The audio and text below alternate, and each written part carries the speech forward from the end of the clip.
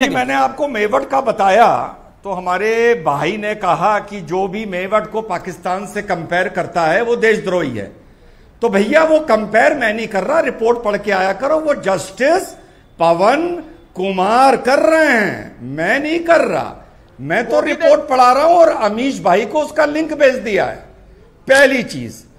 दूसरी चीज, अब ये बात आती है साहब नारे ना लगाए जाए मस्जिद के सामने, माना ये बदतमीजियां हुई, लेकिन अगर मेवट की बात हो रही है तो वहां कोई नारे लगने का आरोप है या नहीं है?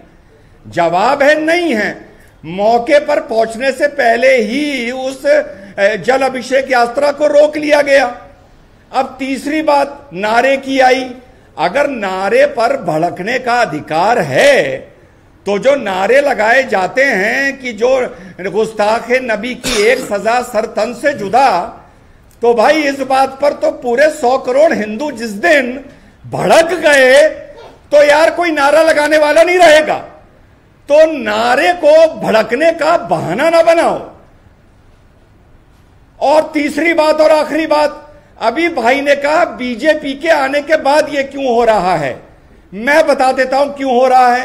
वो इस मारे हो रहा है कि पहले शोभा यात्रा निकालने वालों से कह दिया जाता था भैया वो मुसलमानों का इलाका है तुम उस तरफ नहीं जाओगे, तो शोभा यात्रा वाली कहते थे अच्छा भैया नहीं जाएंगे, सॉरी माफ कर दो। लेकिन अब एक ऐसा जमात खड़ी हो गई है जो कहती है कि रेडिकलाइजेशन अगर किसी ने इस देश में शुरू किया है तो उसका जवाब हम देंगे और हम उसी गली से निकल के जाएंगे। कोई इलाका किसी के बाप का नहीं है।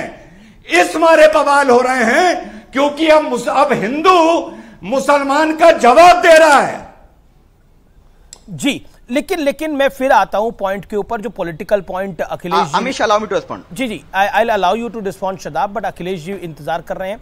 अखिलेश जी 9 साल का बहाना करके क्या हम सारी चीजों को दबा और छुपा सकते हैं 9 साल का बहाना करके, या आपको लगता है there is a history to it?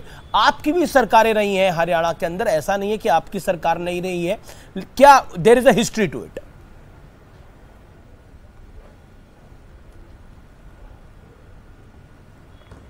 देखिए यही मीडिया में ही जितने हम आप बैठे हुए हैं दिख रहा है कि किसकी क्या विचारधारा है, किसके मन में किसके प्रति कितना आक्रोश है।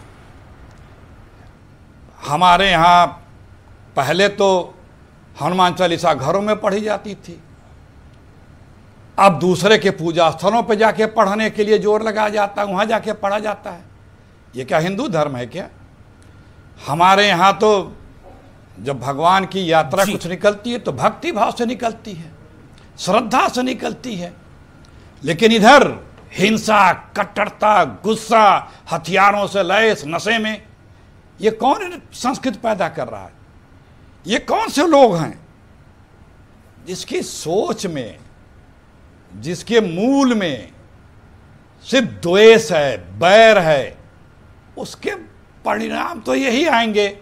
हमारा सनातन धर्म तो कहता है वसुधैव कुटुंबकम, मानवता ही सबसे बड़ा धर्म है। यहां बताया जा रहा है कि दूसरे के धर्म है ये वो। दर्जनों 50 कुछ हैं कि दूसरे धर्म का वेश बना करके लोगों ने इसी अयोध्या में जो एक पूजा स्थल पे कुछ आपत्तिजनक चीजें फेंकी गई और उसमें जो लोग पकड़े गए, वहां पे नागरिकों ने कोई दंगा फसाद नहीं किया, लेकिन पकड़ा भी तो से पकड़े गए इसी प्रशासन ने पकड़ा ना। जो एक दूसरे धर्म के भेष बना के फेंके थे वो कौन लोग थे? तो पकड़े गए ना, रातों रात हटा दिए गए वहां के भी पुलिस अधिकारी।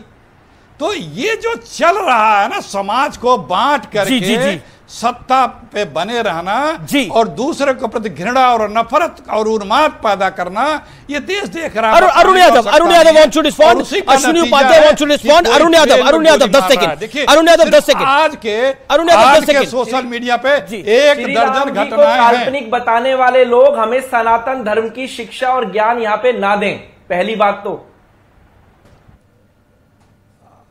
और दूसरी बात, अरे कौन बोला राम जी को काल्पनिक बताने वाले? तुम लोगों ने काल्पनिक बताया, तुम्हारे मैनिफेस्टो में है, 2004 के तुम्हारे मैनिफेस्टो में है।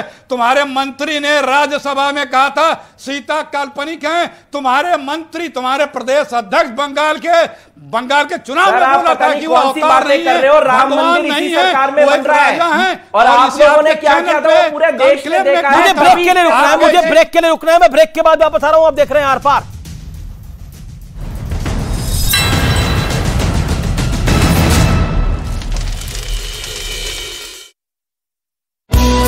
लोगों पर बंदूक तानता दिखा। इस दौरान उसके पीछे कुछ लोग भी भागते नजर आए जो उसे रोकने की कोशिश कर रहे थे। आजा गोली मार के दिखा। वो बुजुर्ग आदमी एक कंपनी के डंप का चौकीदार बताया गया। पुलिस के मुताबिक उस डंप के मैनेजर और डंपर चालक के बीच विवाद हो गया था, जिसके बाद वो डंपर चालक अपने कुछ लोगों को लेकर वहां पहुंच गया और आरोप है कि उन्हीं लोगों को रोकने के लिए उस बुजुर्ग आदमी ने उन पर बंदूक तानी थी। वहीं उस डंपर चालक की शिकायत पर उस डंप के मैनेजर के खिलाफ FIR दर्ज कर ली गई। उधर जम्मू कश्मीर के राजौरी में खतरों के बीच पहाड़ का मलबा हटाने का काम शुरू किया गया, क्योंकि वहाँ पहाड़ का बड़ा हिस्सा खिसक कर सड़क पर आ गया, जिसकी वजह से वहां लोगों की आवाजाही बंद हो गई, क्योंकि वहां पहाड़ से बड़े बड़े पत्थर गिरते नजर आए, जिसे देखकर लोग खौफ से भर गए। घटना की जानकारी मिलने के बाद प्रशासन की टीम जमीन खोदने वाली मशीन के साथ वहां पहुंच गई, जिसके बाद पहाड़ का मलबा हटाने का काम शुरू